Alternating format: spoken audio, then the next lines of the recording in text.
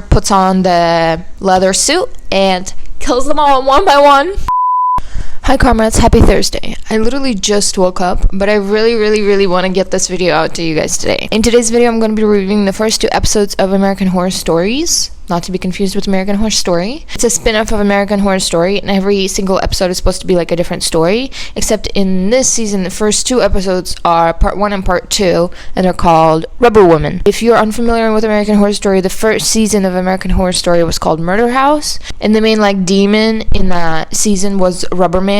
I believe that the suit was first brought in by the gay couple, and then Tate put it on and became Rubber Man, but now it's about Rubber Woman. So if you're new here, I usually do horror movie reviews, horror series reviews, and shock site reviews, but in this video, I am just going to talk about my feelings towards American Horror Story's Rubber Woman. And I have many. So it starts off with a gay couple and their daughter moving into the murder house because they want to renovate it and then rent it out and make bank, you know, because Airbnb. They wanted to do like a themed haunted stay type of deal. Daughter's like, Dads, this place is haunted. I don't like it. And the daughter finds the rubber suit. So the daughter is also gay, and she gets bullied at school by this group of girls, and then one of the girls has like a crush on her, but it all turns out to be a trick.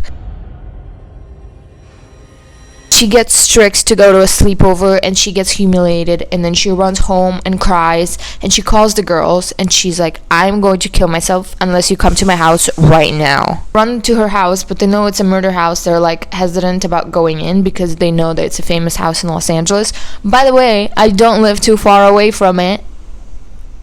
We actually went there once. Anyways, so they go inside so that she doesn't kill herself. The daughter puts on the leather suit and kills them all one by one. They go into the basement, you know, the basement of the murder house, and she just slashes all their throats. And then she puts them inside the wall because, you know, the dads are doing a renovation, so it looked fine. When the construction guys come, they're like, is your daughter fucking blind? Because the wall is not done correctly. So they break it apart and they see 4 bodies in there.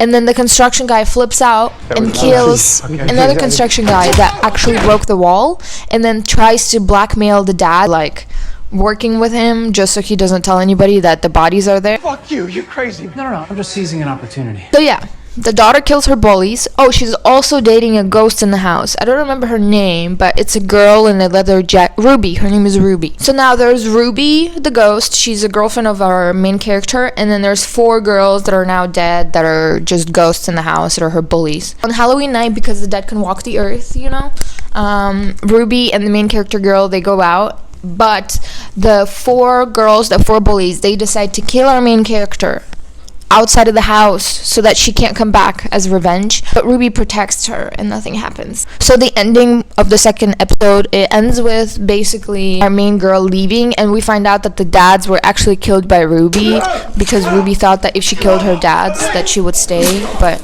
it didn't help her stay. Her dads are just now dead and they're ghosts in the house. And it ends with our main character girl basically coming once every year on Halloween to see Ruby, which doesn't really make sense because she can come see Ruby on any day. It doesn't really necessarily have to be Halloween.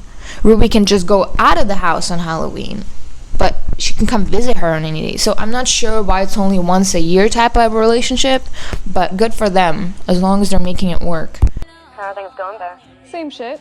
Like we're in a fucking sitcom.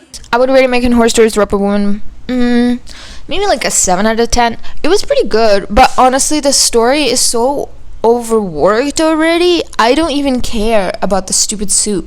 I just want to see something new, you know what I mean? This is since season 1 of American Horror. We saw this story like 10 years ago, and now they're showing it to us again in just a different format. And they think that because it's a woman, it's different, you know, Rubber Woman. Wow, what a plot twist. Anyways, I hope you enjoyed this video and listening to my thoughts at least a little bit. I'm probably going to be doing a review for every single story that American Horror Stories comes out with.